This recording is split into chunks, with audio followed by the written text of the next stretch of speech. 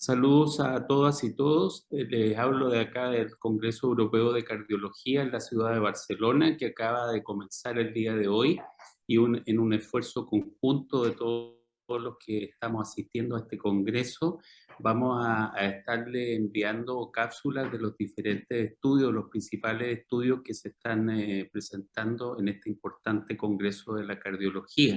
Así que hoy día la primera transmisión que vamos a tener a través de nuestros canales habituales de la Sociedad Chilena de Cardiología. Mañana tendremos una nueva reunión oficial a través de la página, digamos, de la plataforma de la Sociedad Europea de Cardiología, donde asistiremos todos y esperamos que se puedan conectar también desde Chile. Así que en un esfuerzo conjunto, ojalá que sea de mucho provecho para cada uno de ustedes y ustedes. Muchas gracias. Buenas tardes a todos, soy Mónica Acevedo, cardióloga clínica de la Pontificia Universidad Católica y también vicepresidenta de la Fundación Sochicar. Yo voy a comentar sobre el estudio SECURE, un estudio muy esperado desde el punto de vista de la prevención secundaria que reclutó pacientes con alrededor de 6 meses o menos de infarto al corazón a una estrategia intervencional que era la intervención con una polipil que incluía aspirina, ramipil en dosis crecientes de 2,5, 5 o 10 y atorvastatina 20 o 40 versus lo que es el tratamiento habitual de la prevención secundaria. Un total de 2.500 pacientes fueron reclutados. De estos 2.500 pacientes, la mitad al grupo intervención, la otra mitad era el cuidado habitual. ¿Qué pasó con los resultados? De este total de 2.500 pacientes, hubo en el outcome primario, que fue muerte cardiovascular, infarto al miocardio, stroke o revascularización de urgencia, 9,5% de incidencia de estos endpoints primarios, versus el grupo de cuidado habitual, que fue 12,7%, que dio un hazard ratio de 0,76 con un P de 0,02 para superioridad, y eso es importante. Con respecto al endpoint secundario, también se cumplió, que era el triple MACE, habitualmente conocido como muerte cardiovascular, infarto no fatal del miocardio o cerebrovascular, y no hubo, en el estudio de subgrupos, no hubo ninguna diferencia en los resultados, es decir, se mantuvo en todos los subgrupos la superioridad de la polipil con respecto al cuidado habitual.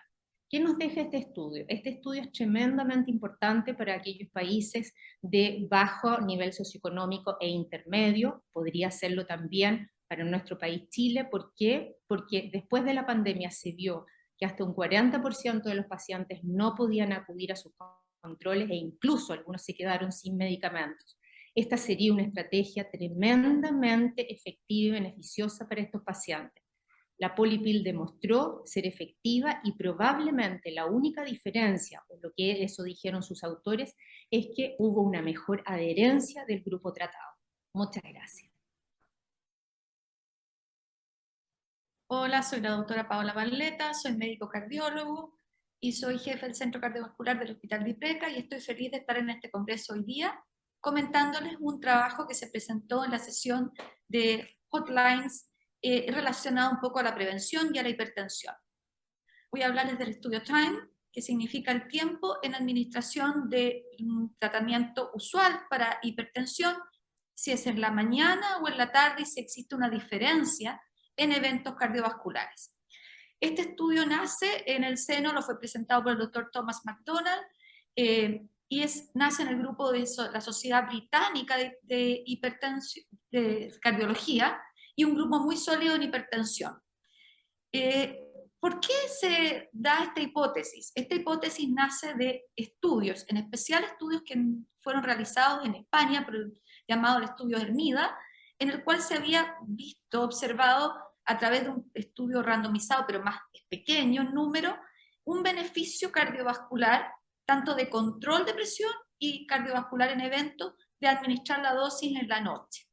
Frente a algunas dudas, la Sociedad Británica hace un estudio de grande escala, un estudio que incorporó a 20.000 sujetos, una randomización de 10.000 sujetos, a administrarse la dosis en la mañana de tratamiento usual versus la administración en la tarde. Este era un periodo entre las 6 a 10 de la mañana y después en la tarde, en la noche, de 8 a 12, ¿ya?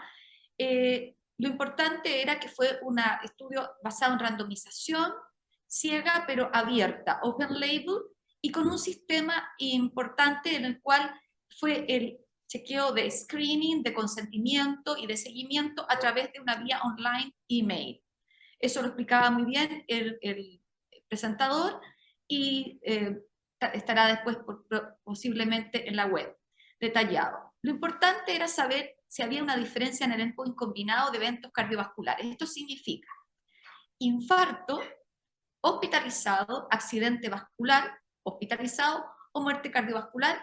Y lo importante que hicieron mucho hincapié es que había certeza en cómo se habían adjudicado estos eventos por un grupo de adjudicación muy serio. Se observó, después de un seguimiento largo, de aproximadamente, según la gráfica, de 8 años, una diferencia que no fue significativa. La verdad que no hubo absolutamente ninguna diferencia en el endpoint combinado de 3 eventos, como también separados estos eventos. Lo cual estaba acorde a las dudas que habían con el estudio ERMIDA. Lo importante también fue ver que no había diferencia en la seguridad, no hubo más fracturas, ni hospitalización por fracturas en aquellas personas que tomaron el tratamiento en la noche versus en la mañana, que uno pensaría que podrían haberlas.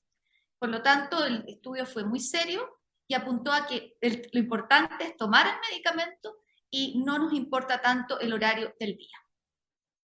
Muchas gracias. Hola, ¿cómo están ustedes? Gusto de saludarlos desde acá de Barcelona. Soy el doctor Luis Sepúlveda, cardiólogo, jefe de la UCI cardiológica de Clínica Alemana. Quería contarles un trabajo muy interesante que se presentó hoy, que habla sobre los mecanismos de beneficios clínicos de los ISGLT2 en falla cardíaca.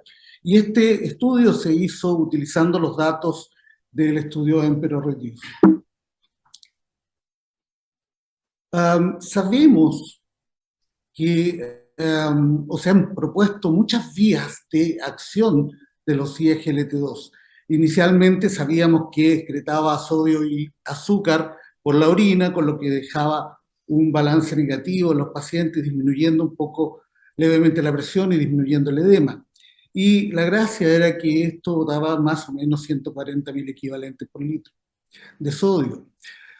Y se han propuesto una serie de otros mecanismos, como por ejemplo disminución de la demanda metabólica a nivel renal, vasoconstricción de la arteriola deferente, disminución del flujo renal y del consumo de oxígeno renal, y disminución del estrés oxidativo.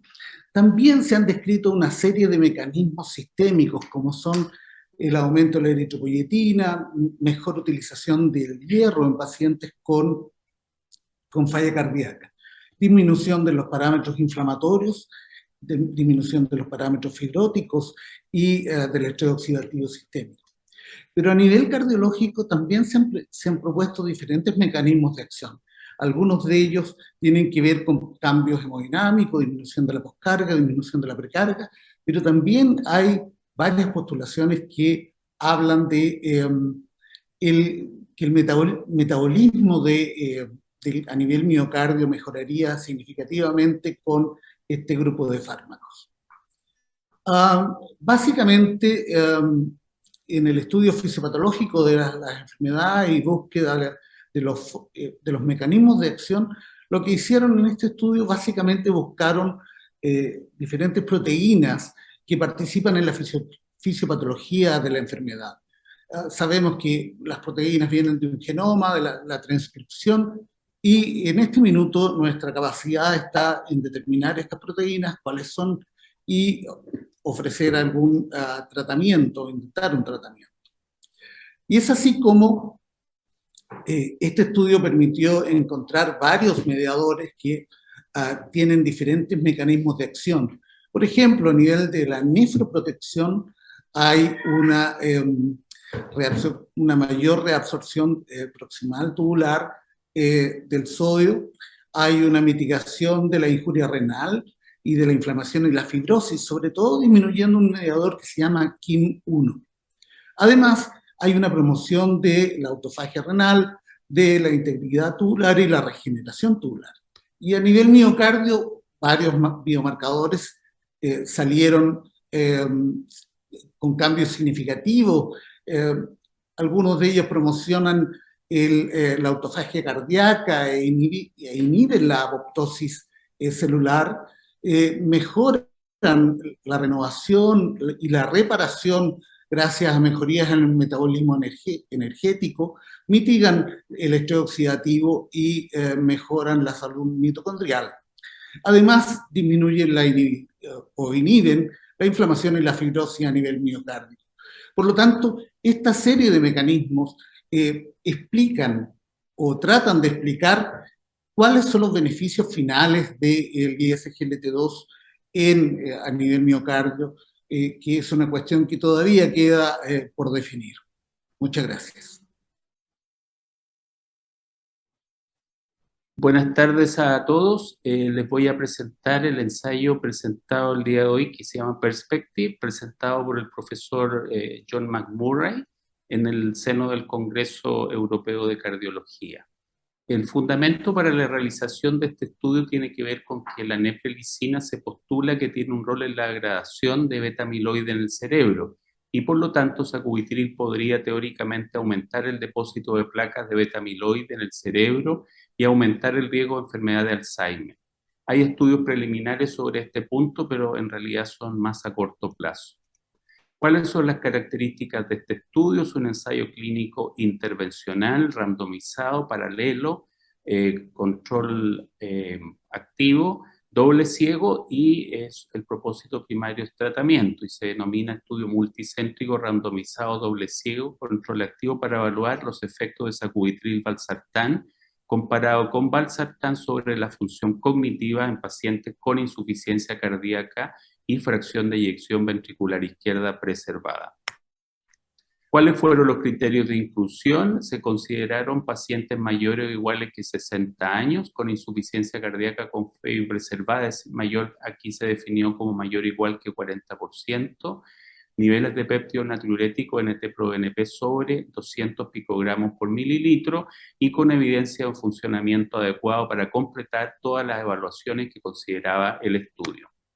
¿Cómo fue la asignación de tratamientos? Después de un periodo de run-in para evaluar la tolerancia al medicamento, los pacientes que se asignaron a sacubitril/valsartán recibieron la dosis de 200 miligramos cada 12 horas por un espacio de tiempo de 3 años. El comparador valsartán, que luego también del periodo de run-in se recibieron 160 mg cada 12 horas. El resultado primario del estudio es el cambio en la cognición, evaluada como el cambio en el score compuesto cognitivo global Z, y que comprende diferentes dominios cognitivos, atención, memoria y función ejecutiva, y un cambio negativo desde el basal indicaba un empeoramiento de la performance cognitiva. Resultados secundarios, cambio del basal en relación a la captación cortical en varias áreas, de depósitos de placas de amiloide por PET, evaluadas con fluorbetavir 18 marcado con flúor. Cambio del basal en dominios cognitivos individuales de memoria, función ejecutiva y atención. Y en el resumen de las actividades instrumentales de la vida diaria. Los principales resultados, la edad promedio de la población fue de 72 años, un 50-55% de género masculino, fracción de eyección promedio 56%, y los resultados no hubo diferencias en los puntos de observación primario ni secundarios mencionados. Como conclusiones, en pacientes con insuficiencia cardíaca y fracción de eyección ligeramente reducida y preservada, sacubitril/valsartán comparado con valsartán no afectó la función cognitiva.